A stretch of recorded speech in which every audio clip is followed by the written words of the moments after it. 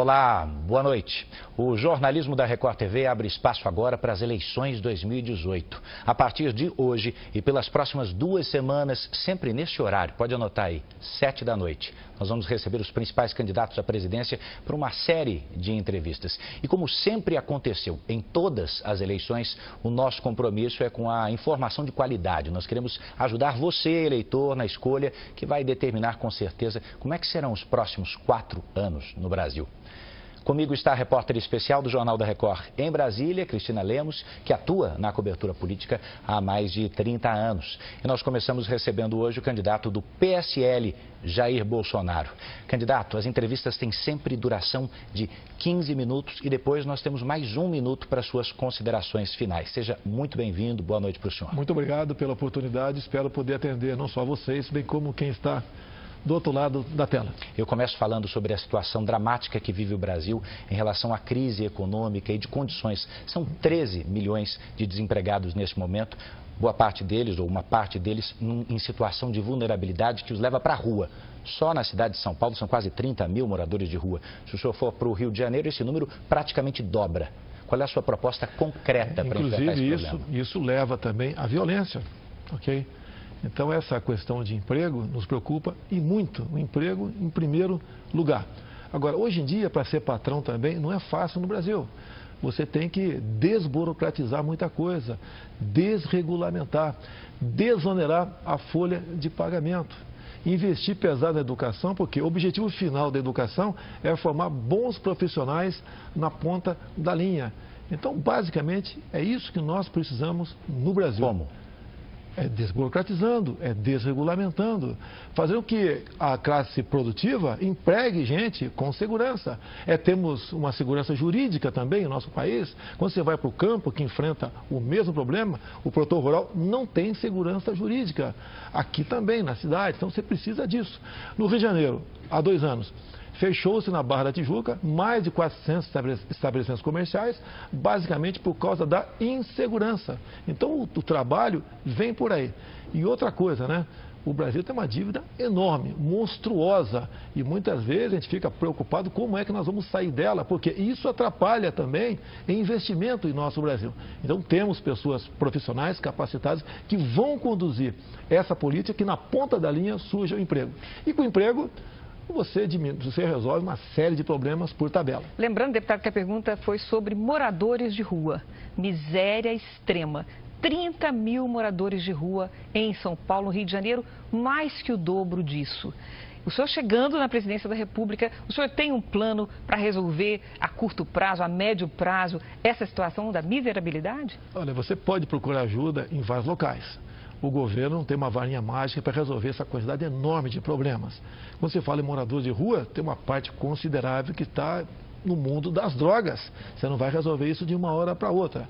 Eu vejo, por exemplo, o trabalho maravilhoso que as igrejas fazem pelo Brasil, né? Em especial igrejas evangélicas. É apoiá-los, é pedir ajuda para buscar solução para isso daí. Morador de rua também. Nós devemos jogar pesado num projeto de planejamento familiar. A gente vê. Especial mulheres, me desculpa, né? Quem engravida são as mulheres, obviamente, tá certo? Mas uma mulher que tem uma penca, mas o homem é mais irresponsável nessa questão, e morando em rua, a gente sabe disso, né? É uma penca de filhos, está grávida novamente. A responsabilidade para as mulheres? Não, negativo. Eu estou falando que quem engravida são as mulheres, meu Deus do céu. Não sabia. É difícil você falar qualquer coisa do Brasil, vem o politicamente correto em cima da gente. Estou falando uma realidade aqui. Então você tem que oferecer a essas mulheres métodos contraceptivos, até porque essa população não cresça. E que geralmente uma criança gerada nessas condições, a tendência é ser o que os pais são.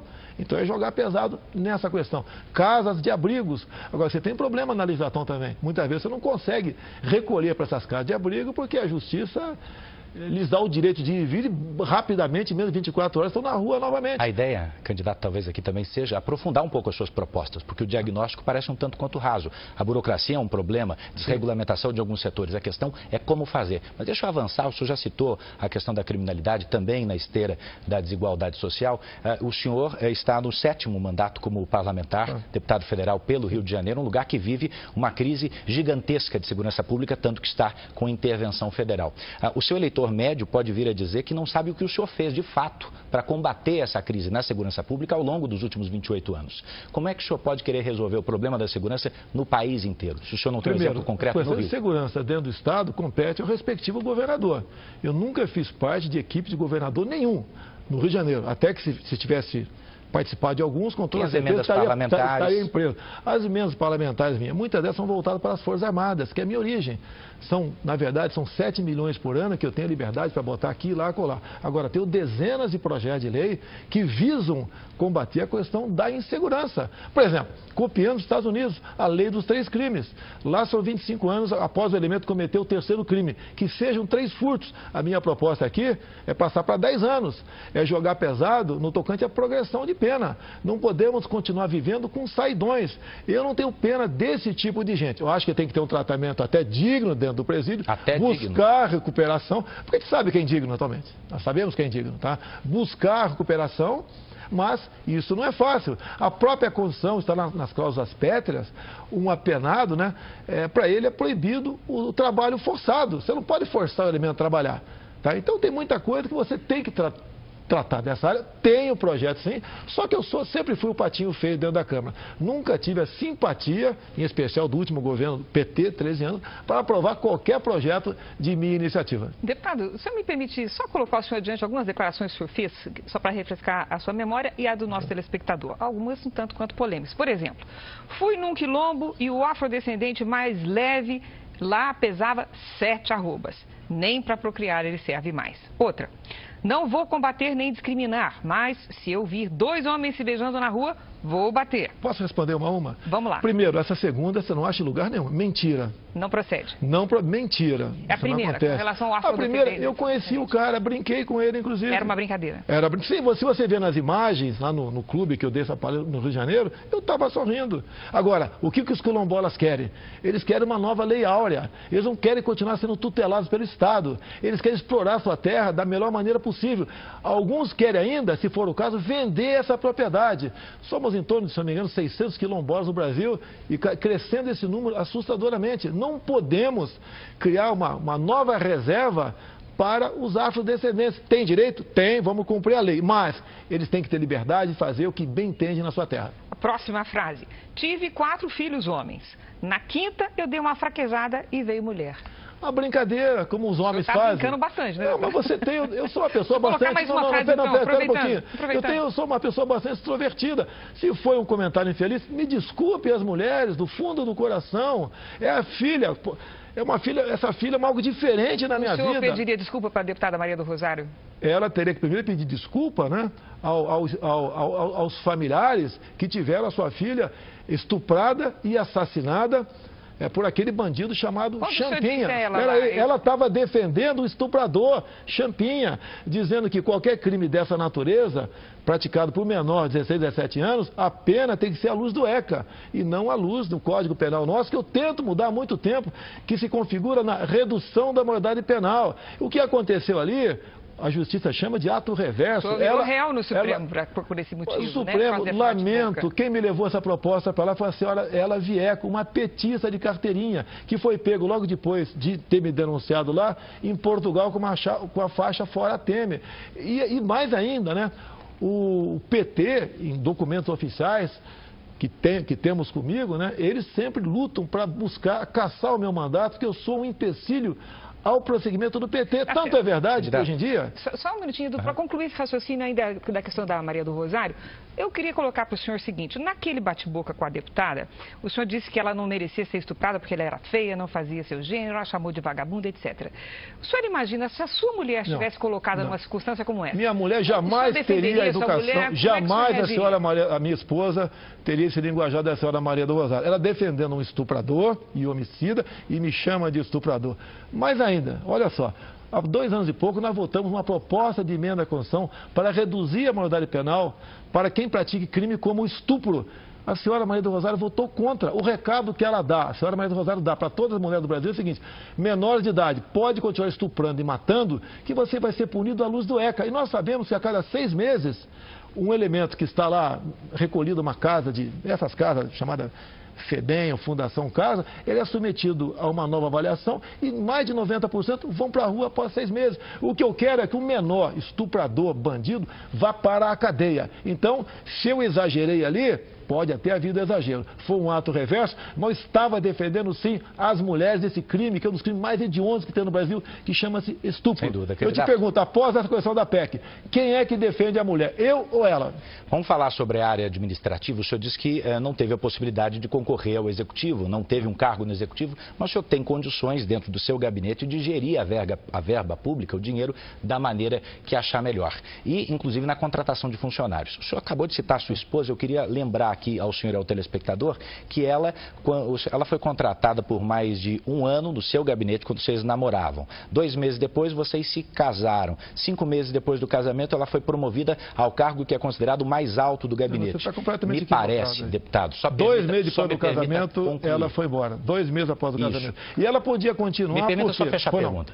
Parece ao eleitor médio um caso clássico de nepotismo. O senhor já disse que foi decisão do líder do partido, o que poderia ser enquadrado como nepotismo cruzado. Eu lhe pergunto se a contratação da sua esposa, nesse caso, ela foi por competência ou por amor? Ela trabalhava trabalhou para 2 outros deputados em Brasília. Depois veio trabalhar e foi para a liderança do partido. Quando me casei com ela, eu consultei a Câmara, que já existia a lei do nepotismo. Se ela poderia continuar ou não. A adesão da Câmara que sim. Por quê? Porque quando eu casei com ela, já estava empregada. E 2 meses depois, então, nós resolvemos, como um acordo, que ela fosse demitida. Então, não existe nepotismo nessa situação. A propósito de Agora, logicamente, com o amor se faz presente. Eu não vou te dizer que não. Continuo apaixonado até hoje por ela. A propósito dessa questão de demitir funcionário, etc., o senhor considera que o fato de o senhor ter demitido a Val é uma satisfação pública satisfatória para a suposta funcionária fantasma que o senhor mantinha? Primeiramente, né? Você não pode falar em fantasma. Pela primeira vez, coisa rara ser questionado sobre isso. Tudo começou no dia 10 de janeiro desse ano, quando a Folha de São Paulo, um casal de repórteres, esteve na Vila Histórica de Mambucaba, a 40 quilômetros de Angra dos Reis, e no dia seguinte publicou que pegaram uma fantasma minha lá. Só que você pega o boletim administrativo da Câmara, tá? De 19 de dezembro do ano passado.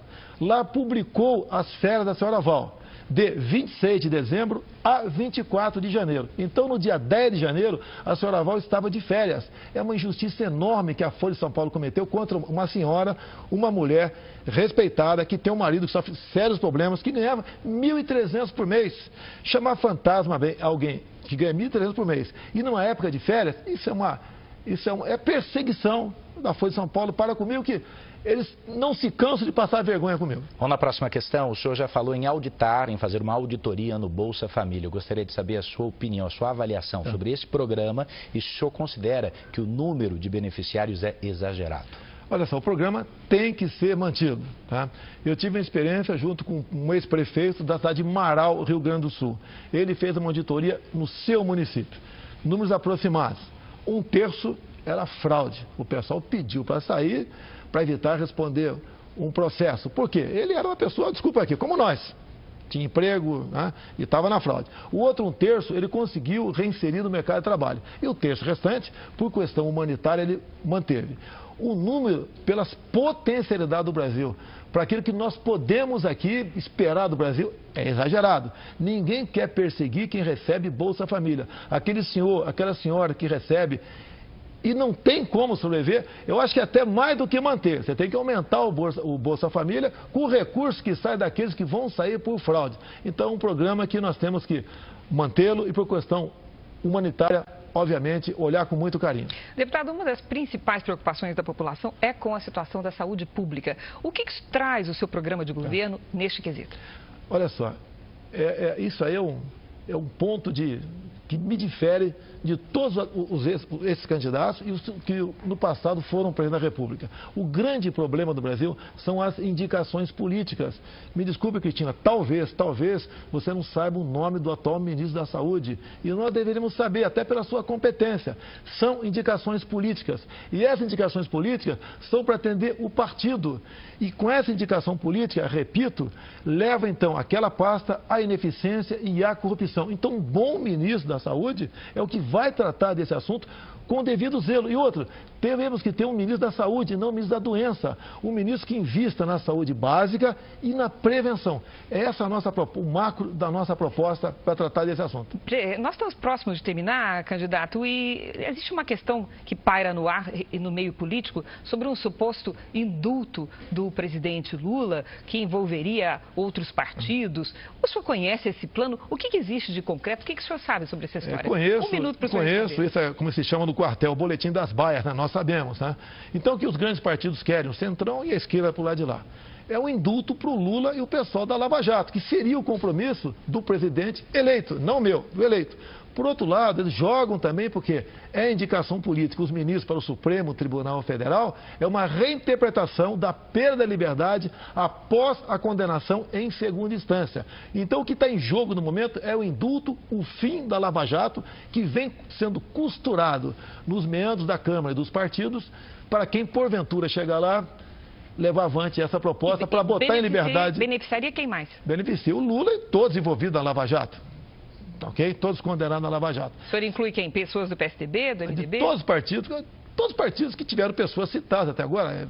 PRB, PR, PP, que eu já fui do PP também, PMDB, PT.